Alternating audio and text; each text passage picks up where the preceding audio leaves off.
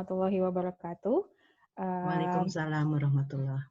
Terima kasih kepada Bu Woli atas kesempatannya. Terima kasih kepada Ibu Anita tadi sudah membuka acara ini. Terima kasih kepada Asosiasi Genetikawan Muda Indonesia sudah memberikan saya kesempatan dan kepercayaan untuk mengisi webinar Nasional Genetika Seri 5 pada hari ini dengan topik prinsip deteksi SARS-CoV-2 menggunakan RT-qPCR. Oke, saya langsung saja. Ini adalah outline dari materi kita hari ini. Kita akan sedikit mengenal SARS-CoV-2, kemudian prosedur dalam deteksi diagnostik SARS-CoV-2, mulai dari ekstraksi RNA, kemudian PCR, dan RT-qPCR. Nah, tak kenal maka tak sayang, jadi sebelum kita deteksi dulu SARS-CoV-2-nya, kita harus tahu dulu SARS-CoV-2 itu seperti apa.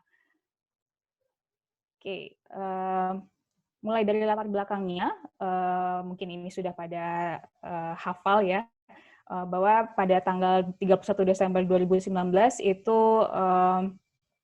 WHO mendapatkan laporan dari Wuhan, China, ada klaster pneumonia dengan etiologi yang belum diketahui. Kemudian virus yang menyebabkan pneumonia ini diberi nama sementara 2019 novel coronavirus atau 2019 nCoV. Dan kemudian International Committee of Taxonomy of Viruses (ICTV) itu memberi nama SARS-CoV-2 yaitu Severe Acute Respiratory Syndrome Coronavirus 2. Dan penyakit yang disebabkan oleh SARS-CoV-2 ini disebut sebagai COVID-19, Coronavirus Disease. Nah, SARS-CoV-2 ini diklasifikasikan di bawah genus Beta Coronavirus, subgenus Sarbecovirus dalam famili Coronaviridae. Nah, ini adalah struktur dari SARS-CoV-2, ya. SARS-CoV-2 merupakan virus yang berselubung, ada envelope-nya, ya, dan memiliki materi genetik berupa RNA untai tunggal sense positif dengan genomnya berukuran lebih kurang 30 kilobasa. Ini adalah arsitektur dari genom SARS-CoV-2.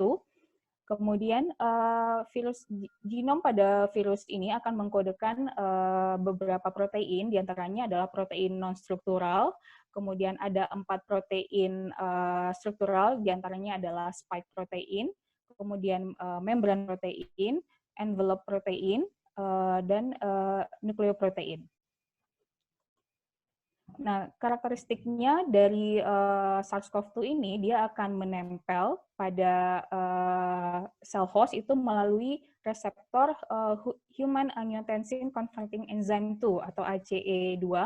Ya, ini adalah reseptornya. Ini nanti SARS-CoV-2 itu akan mengenali melalui protein spike-nya. Kemudian dia nanti akan berhasil masuk ke dalam sel inang dan akan memperbanyak melakukan replikasi di dalam sel inang.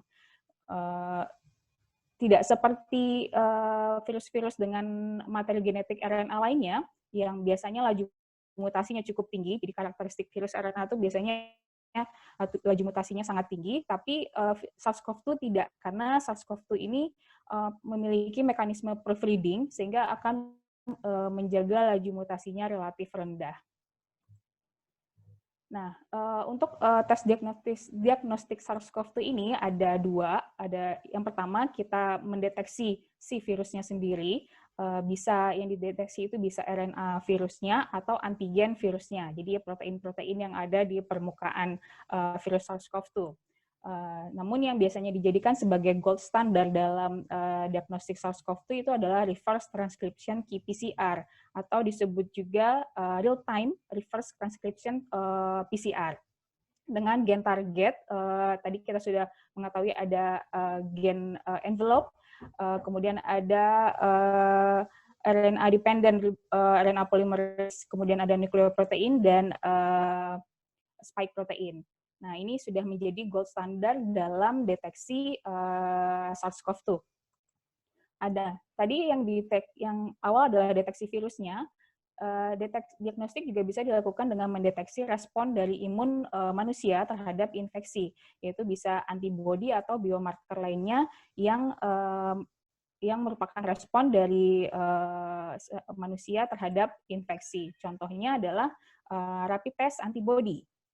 Nah, rapid test antibody ini dia akan mendeteksi imunoglobulin, IgM dan IgG di dalam darah yang dihasilkan oleh seseorang yang terinfeksi. Jadi, namun rapid test antibody ini disarankan hanya untuk screening saja. Nah, ini adalah gambaran workflow dari RT-qPCR SARS-CoV-2. Ada 3 tahap utama. Yang pertama adalah proses pengambilan swab dari suspek, kemudian ekstraksi RNA, dan proses RT-qPCR. Nah, RT-qPCR ini ada 2, ada yang one step, ada two step. Nanti ini kita akan bahas lebih lanjut. Oke, ini adalah gambaran umumnya. Yang pertama kita suspek itu akan diambil sampel swab-nya dari nasofaring dan dari orofaring, kemudian nanti hasil swab-nya itu akan disimpan dalam VTM, viral transportation medium, untuk kemudian segera dibawa ke laboratorium pemeriksaan tanpa menunda-nunda dan dalam kondisi dingin untuk mempertahankan viability dari virus tersebut. Karena virus RNA itu sangat fragile, jadi harus betul-betul penyimpanannya ekstra hati-hati. Ya, kemudian dilakukan ekstraksi RNA.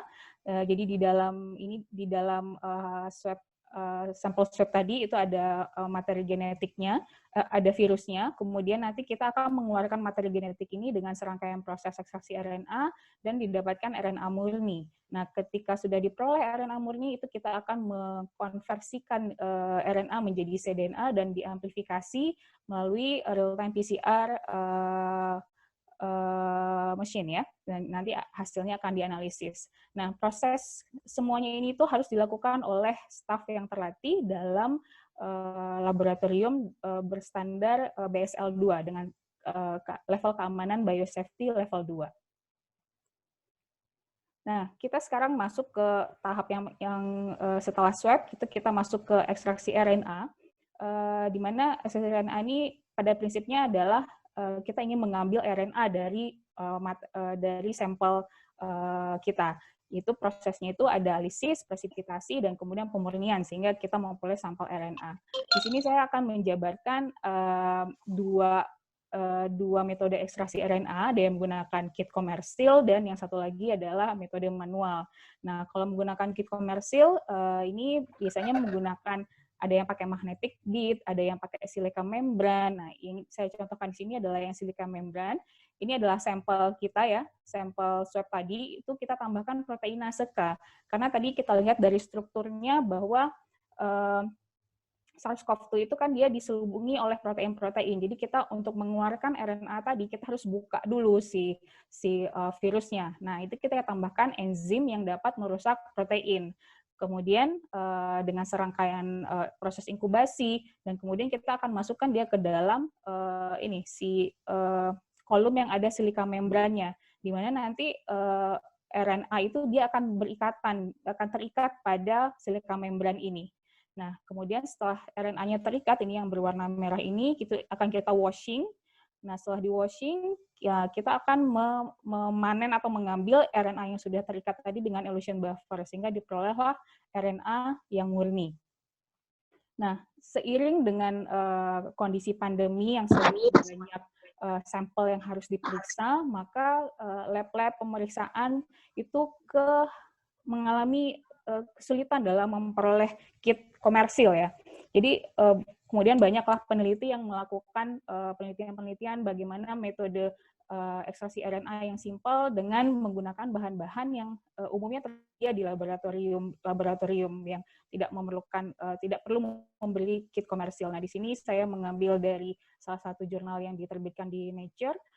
Dia hanya menggunakan bahan-bahan yang umumnya itu tersedia di laboratorium, tidak perlu membeli kit komersil. Dan prinsipnya sama, tetap menggunakan sentrifugasi, kemudian ada proses lisis di sini, ada proses presipitasi, kemudian proses inkubasi, kemudian sentrifugasi, dan ada tahap pencucian, dan kemudian nanti diakhiri dengan melarutkan kembali RNA dengan nuclease free water. Nah, agar dapat lanjut ke proses berikutnya, yaitu RT-PCR, RNA ini kita harus ukur dulu kualitasnya dan kuantitasnya. Nah, itu biasanya menggunakan alat yang namanya nanospektrofotometer. Nah, sekarang kita masuk ke RT-PCR ya. Nah, di sini RT-PCR itu ada gabungan dari beberapa teknik PCR. Jadi ada PCR ya yang basicnya, kemudian ada RT itu reverse transcription, dan ada Q kuantitatif atau real time PCR. Jadi saya ingin sedikit menjelaskan dari ketiga jenis PCR ini itu apa, agar nanti kemudian bisa paham bagaimana deteksinya. Oke, kita ke PCR dulu ya, yang basic PCR-nya. PCR ini adalah metode revolusioner yang dikembangkan oleh Kary Mullis pada tahun 1983 untuk mengamplifikasi atau mengcopy segmen DNA. Jadi jika diibaratkan segmen DNA itu adalah suatu buku, nah PCR ini adalah mesin fotokopi untuk memperbanyak suatu halaman tertentu yang kita inginkan dari buku tersebut, begitu. Jadi agar lebih terbayang, jadi anggaplah PCR ini sebagai mesin fotokopi, dan genom SARS-CoV tadi itu adalah suatu buku, dan kita hanya ingin memperbanyak atau mengcopy gen tertentu dari genom SARS-CoV-2 tadi. Nah, bisa nih. Kemudian prinsip kerja PCR itu didasarkan pada kemampuan enzim DNA polimerase untuk mensintesis untai DNA baru yang merupakan komplementer dari untai DNA cetakan. Ini adalah prinsip dasarnya ya, kemampuan DNA polimerase untuk mensintesis untai DNA baru. Kemudian, namun kerja enzim DNA polimerase ini, dia hanya bisa menambahkan nukleotida baru itu pada gugus hidroksilnya yang sudah ada sebelumnya. Nah, oleh karena itu, dalam PCR itu dibutuhkan primer, kita biasanya sebut sebagai primer forward dan primer reverse, sebagai tempat bagi DNA polimerase untuk dapat menambahkan nukleotida pertama. Nah, daerah spesifik atau kita sebut sebagai gen target yang dibatasi oleh primer, itu primer forward dan primer reverse, itu akan pada akhir reaksi PCR dalam jumlah jutaan kopi, karena kita melakukan PCR ini berulang-ulang, jadi dalam bersiklus, sehingga nanti akan dihasilkan namanya amplikon. Jadi hasil fotokopi segmen DNA tadi itu kita sebutnya sebagai amplikon. Nah, ini adalah komponen PCR, ada sampel DNA, ada primer, ada nukleotida, ACTG yang akan ditambahkan, kemudian ada si DNA polimerasenya, di sini kita pakai tag polymerase, kemudian ada buffernya, dan tentunya pakai PCR tube. Nah, ini adalah mesin PCR, contoh gambar mesin PCR, atau kita sebut juga sebagai thermal cycler. Dan nanti hasil PCR itu kita visualisasi dengan elektroforesis, ya. Apakah nanti akan terdapat kalau terjadi amplifikasi itu akan ada pita-pita DNA di sini, pita-pita yang teramati. Tapi kalau misalnya tidak ada, ya dia akan kosong saja. Oke, tadi PCR ya, basic PCR. Nah, sekarang kita masuk ke reverse transcription PCR. Apa itu reverse transcription PCR? Nah, karena tadi kita kita akan mendeteksi SARS-CoV-2 yang mana materi genetiknya adalah RNA, kita harus mengkonversikan RNA tersebut menjadi DNA dulu, atau disebutnya complementary DNA atau cDNA.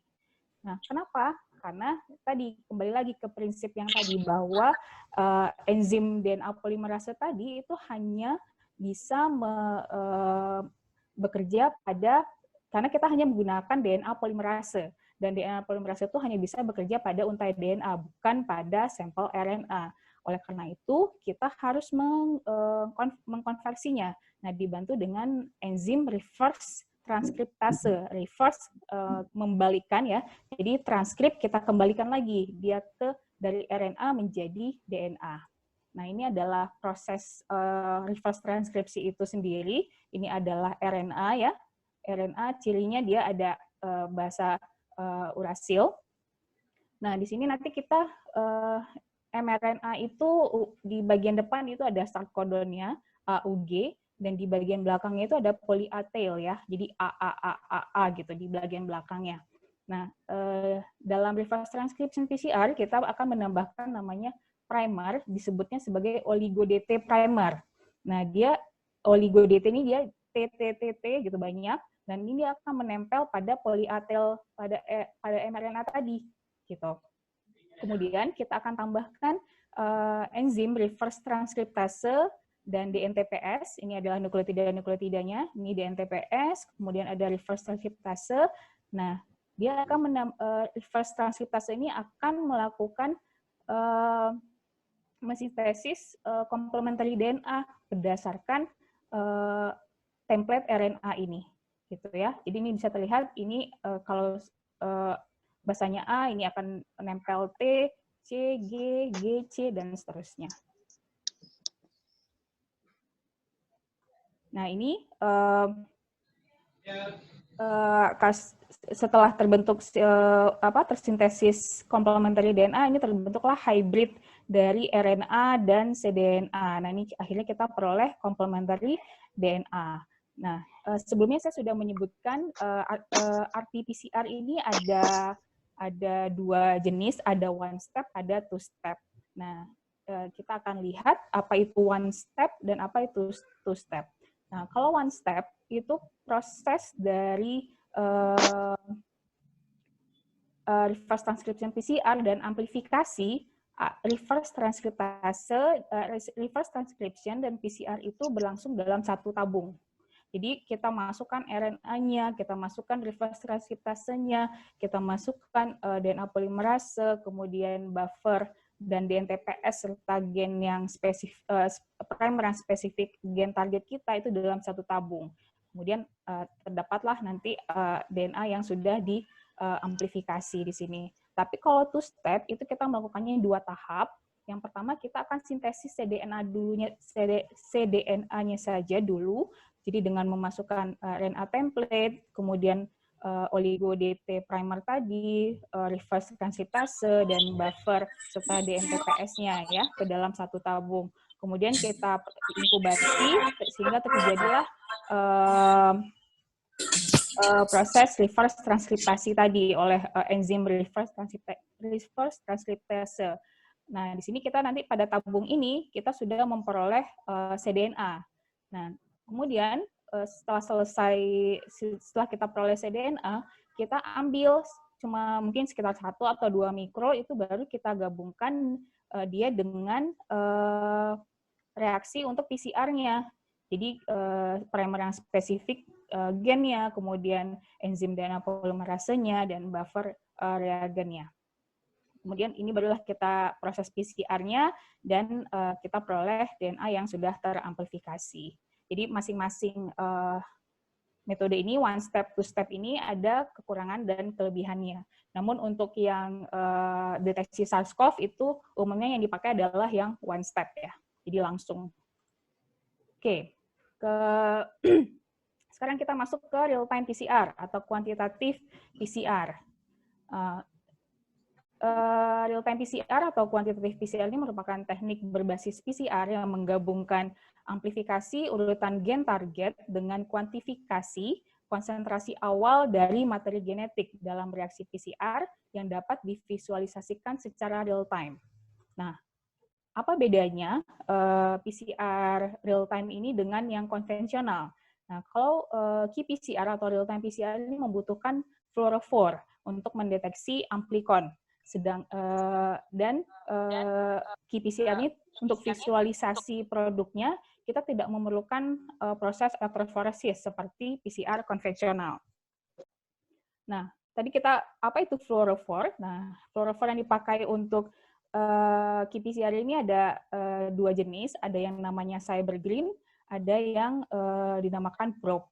Nanti CyberGreen atau probe, tergantung kita mau pilih yang mana, itu akan menghasilkan suatu kurva amplifikasi. Nah, ini yang kita sebut sebagai real time.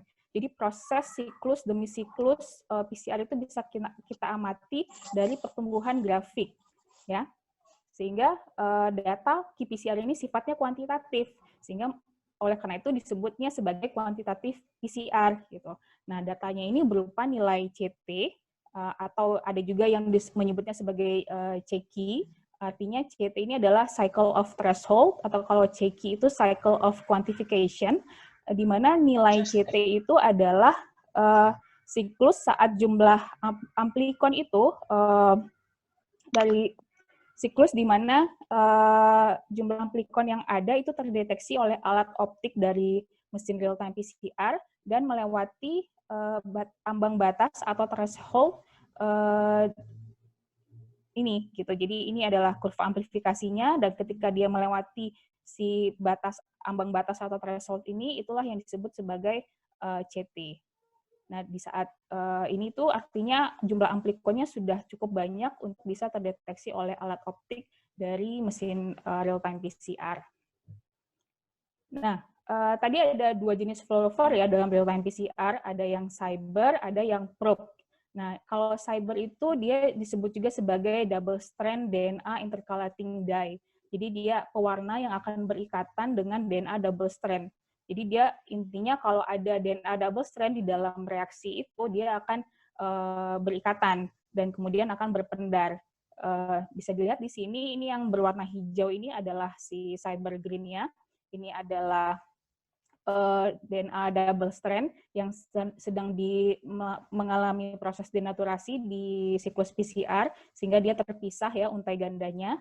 Nah, kemudian ini adalah primer forward, ini adalah primer reverse. Nah, ketika primer sudah menempel dan kemudian DNA polimerase itu sudah melakukan polimerisasi, sudah menambahkan nukleotida di sini, maka si cyber ini akan segera menempel gitu pada double strand yang terbentuk. Nah, ketika dia sudah menempel pada double strand yang terbentuk, terlihat ini perbedaan simbolnya ya. Kalau yang sudah ada runcing-runcingnya ini artinya dia sudah memberikan fluorescence, dan kemudian fluorescence itu akan ditangkap oleh alat optik.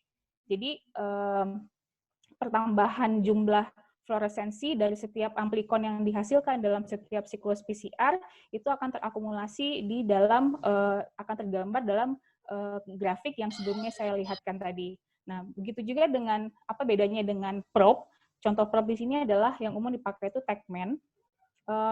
Dia sama, mirip dengan cyber, akan ada pendaran-pendaran juga, tapi kita tetap menggunakan primer forward dan primer reverse. Nah, di sini kita tambahkan probe. Probe itu terdiri dari, dia akan spesifik dengan sekuen yang ada di tengah yang diapit oleh primer ya. Nah, nanti ketika proses polimerisasi saat extension itu kan terjadi perpanjangan, ada terbentuk untai baru. Nah, nanti si daerah ini tuh akan terlepas sehingga dia akan berpendar. Nah, ini namanya R ya, R itu reporter. Nah, ketika reporter ini berpendar, itu akan ditangkap fluoresensnya oleh alat optik, sehingga nanti akan terakumulasi lah sebanding dengan berapa jumlah amplikon hasil dari amplifikasi atau pengkopian segmen DNA yang kita inginkan. Nah, perbedaan keduanya ini, kalau yang cyber, karena tadi dia akan berikatan dengan semua DNA double strand, artinya kita harus mendesain primer yang sangat-sangat spesifik terhadap gen target untuk menghindari adanya false positif. Kemudian, kalau untuk yang TaqMan, dia sangat spesifik terhadap sekuen gen target, tapi biasanya akan berdampak kepada juga budget ya, akan lebih mahal dibandingkan dengan cyber green. Oke.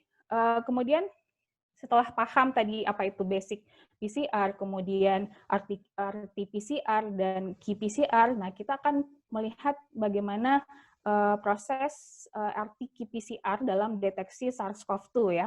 Nah, ini adalah tahapannya setelah kita tadi ekstraksi RNA, kita akan melakukan mixing. Di sini mixingnya itu kita akan mencampurkan terutama ini RNA ya, ada RNA, kemudian ada enzim reverse transkriptase, ada probe dan primer yang spesifik terhadap SARS-CoV-2, kemudian ada DNA polimerasenya. Nah, ini kita masukkan ke dalam tube PCR khusus untuk real time, di mana nanti primer yang kita pakai dan probe-nya itu adalah yang spesifik terhadap SARS-CoV-2. Nah, di sini sudah ada beberapa probe yang sudah diakui oleh WHO yang berwarna kuning ini, warna pink ini. Jadi ini artinya probe itu ada di gen gen yang spesifik RDRP, dan yang kalau di sini berarti dia spesifik terhadap gen yang mengkode spike, protein spike. Di sini yang spesifik mengkode gen yang mengkode envelope, dan ini yang nukleoprotein. Nah, kalau yang biru ini yang probe yang diakui oleh CDC. Nah, selain kita menggunakan primer dan probe yang spesifik untuk SARS-CoV-2, biasanya laboratorium pemeriksaan itu juga menambahkan primer yang akan mengamplifikasi gen yang ada pada manusia sebagai internal control. Nah, biasanya itu gen yang mengkode RNase biasanya untuk validasi hasil juga. Nah, kemudian setelah selesai mixing, kita akan masukkan ke dalam mesin real-time PCR. Nah, di dalam mesin real-time PCR ini akan terhubung dengan PC atau laptop, di mana nanti kita akan mengatur suhu-suhunya, mulai dari yang pertama kita akan lakukan reverse transkripsi dulu di suhu 50 derajat, kemudian nanti akan berlanjut ke proses amplifikasi atau PCR-nya. Jadi akan ada denaturasi awal dulu, kemudian ada denaturasi di dalam siklus, dan ini adalah annealing yang sekaligus elongasi. Dan ini nanti akan berulang sampai 40 kali biasanya. Nah, apa yang terjadi di dalam mesin tabung PCR, di dalam mesin PCR itu? Nah, kira-kira seperti ini gambarannya. Nah, ini adalah proses reverse transcription dulu ya. Tadi sama seperti yang tadi, ini adalah RNA virusnya. Kemudian ini ada primer akan menempel pada daerah yang komplement dengan RNA virus, kemudian akan terjadi proses reverse transkriptase di sini oleh enzim reverse transcriptase, kemudian nanti sudah diperoleh cDNA, langsung ke proses amplifikasi, di mana nanti proses amplifikasi itu akan dinaikkan suhunya di 95 derajat Celcius, sehingga untai ganda itu terbuka. Jadi kemudian setelah terbuka, primer kita turunkan suhunya di 60 derajat, nanti primer akan menempel spesifik, kemudian begitu juga probe juga akan menempel pada daerah yang spesifik, kemudian terjadi ekstensi, ketika terjadi ekstensi ada terbentuk untai baru, maka si probe-nya akan terlepas. Nah, ketika reporternya akan rusak dan akan memendarkan fluorescence, dan akan ditangkap oleh sinyal, akan ditangkap oleh alat optik dari mesin PCR, sehingga nanti akan terlihat akumulasinya dalam bentuk grafik ini, makanya bisa disebut sebagai real time. Nah, kemudian nanti akan berlanjut ke siklus berikutnya sampai 40 siklus, sehingga nanti lama-kelamaan dia akan naik, sehingga nanti mencapai kondisi stasioner. Nah, ini adalah hasil dari real-time RT-qPCR deteksi SARS-CoV, contohnya. Ini adalah RT-qPCR yang mendeteksi gen ORF1AB, di mana kalau yang ada naik begini kurvanya itu artinya dia positif, tapi kalau yang dia kurvanya hanya datar begini itu artinya negatif. Nah, kalau yang ini adalah yang untuk yang mengamplifikasi gen N. Nah, biasanya untuk deteksi atau tes diagnostik SARS-CoV-2 itu tidak boleh hanya menggunakan satu gen, tapi minimal 2 gen dan satu internal control sebagai validasinya. Kemudian, ini adalah contoh yang single plex, jadi satu tabung PCR itu satu gen yang dideteksi, yang ini hanya ORF1AB saja, yang ini yang gen N saja. Nah, sekarang ada juga yang tersedia bentuknya multiplex. Jadi dalam satu tabung PCR itu kita masukkan 2 probe yang akan mendeteksi di sini tuh, saya nggak kelihatan ini, N gen yang berwarna biru dan ORF 1AB. Ya. Nah, di sini nilai CT yang di sini kalau ini contohnya CT-nya adalah 25, ini CT-nya adalah 26. Kalau yang ini CT-nya adalah yang ORF-nya 24, yang N-nya adalah 25. Nah, CT itu akan berbanding terbalik dengan jumlah materi genetik virus. Jadi semakin kecil nilai CT itu artinya jumlah materi genetik virusnya semakin tinggi. Artinya nggak perlu banyak-banyak amplifikasinya, dia sudah cepat naik kurvanya.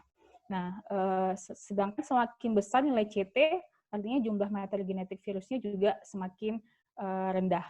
Karena perlu proses yang lama, perlu siklus yang berulang-ulang untuk supaya kurvanya naik. Begitu. Mungkin itu saja materi dari saya, ini ada referensi. Nah, saya ingin sedikit berbagi, ini adalah dokumentasi mahasiswa dan alumni biologi FMIPA UNP yang menjadi relawan di Laboratorium Pusat Diagnostik dan Riset Terpadu Penyakit Infeksi FK Unan Padang. Setidaknya ada 15 orang yang sedang aktif di sini sekarang. Ini ada video, sebentar saya share sound dulu ya. Ada video, ini videonya sebenarnya sudah lama dibuat, ini di bulan Juni 2020. Ini yang menggambarkan apa saja kegiatan mereka ketika menjadi relawan di laboratorium pemeriksaan COVID ya. Silahkan selamat menikmati.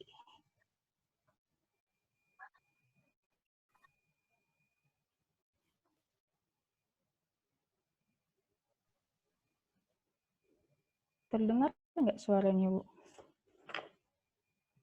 Belum terdengar.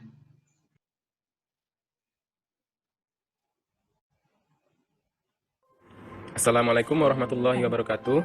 Selamat siang, Bapak, Ibu. Perkenalkan, kami adalah mahasiswa jurusan Biologi FMIPA UNP yang bertugas sebagai relawan dalam tim Corona Hunter di Laboratorium Fakultas Kedokteran UNAN. Sudah terdengar? Awal mula kami bergabung di tim Corona Hunter ini itu melalui beberapa tahapan. Pertama, kami ditawarkan oleh Ketua Jurusan Biologi UNP, Ibu Dr. Duhilda Putri M. Biomed, sebagai relawan tim analis Corona Hunter. Setelah mendapatkan izin dari kedua orang tua kami dengan menyampaikan bahwasanya pekerjaan ini sudah dirancang sedemikian rupa sehingga pekerjaan ini insya Allah aman. Kami berangkat ke jurusan Biologi UNP untuk mendapatkan pelatihan selama 1 minggu agar kami tahu bagaimana gambaran pekerjaan kami nantinya. Dalam menjalani pelatihan ini, kami difasilitasi oleh pihak Fakultas FMIPA UNP secara penuh. Setelah mendapatkan pelatihan selama 1 minggu, akhirnya kami bergabung bersama tim Corona Hunter Fakultas Kedokteran UNAN. Dalam pemeriksaan sampel suspek corona di UNAN. Halo?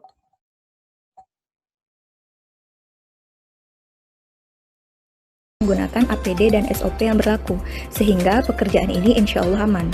Dalam bekerja... Saya ulang lagi ya, Ibu, soalnya tadi kayaknya nggak sinkron antara gambar sama suaranya. Apakah tadi suaranya bisa terdengar? Enggak, Bu. Halo? Bisa kok, terdengar kok tadi. Ada ya? Oke. Ya, saya ulang lagi ya. Monggo. Assalamualaikum warahmatullahi wabarakatuh. Siang, Bapak, Ibu. Perkenalkan, kami adalah mahasiswa jurusan Biologi FMIPA UNP yang bertugas sebagai relawan dalam tim Corona Hunter di Laboratorium Fakultas Kedokteran UNAN. Awal mula kami bergabung di tim Corona Hunter ini itu melalui beberapa tahapan. Pertama, kami ditawarkan oleh Ketua Jurusan Biologi UNP, Ibu Dr. Duhilda Putri M. Biomed, sebagai relawan tim analis Corona Hunter. Setelah mendapatkan izin dari kedua orang tua kami dengan menyampaikan bahwasanya pekerjaan ini sudah dirancang sedemikian rupa sehingga pekerjaan ini insya Allah aman. Kami berangkat ke jurusan Biologi UNP untuk mendapatkan pelatihan selama 1 minggu agar kami tahu bagaimana gambaran pekerjaan kami nantinya. Dalam menjalani pelatihan ini, kami difasilitasi oleh pihak Fakultas FMIPA UNP secara penuh. Setelah mendapatkan pelatihan selama 1 minggu, akhirnya kami bergabung bersama tim Corona Hunter Fakultas Kedokteran UNAN. Dalam pemeriksaan sampel suspek corona di UNAN,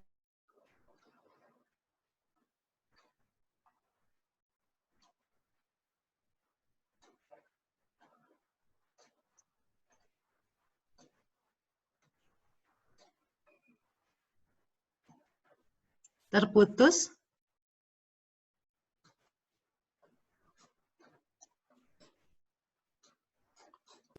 Iya, putus.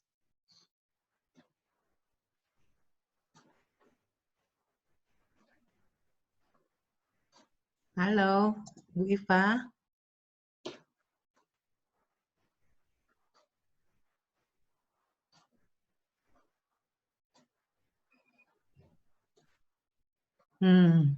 Mati kah jaringannya Bu Iva nih?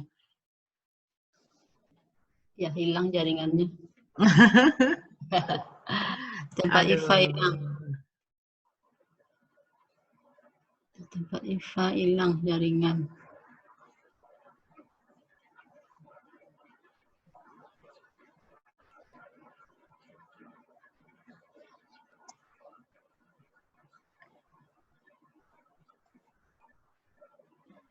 Ibu Wali, ya karena jaringannya Bu Iva mungkin sedang ada masalah.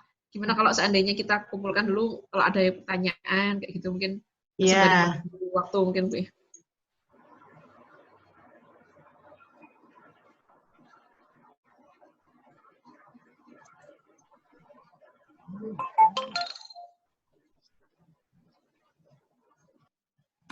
Assalamualaikum Bu Wali.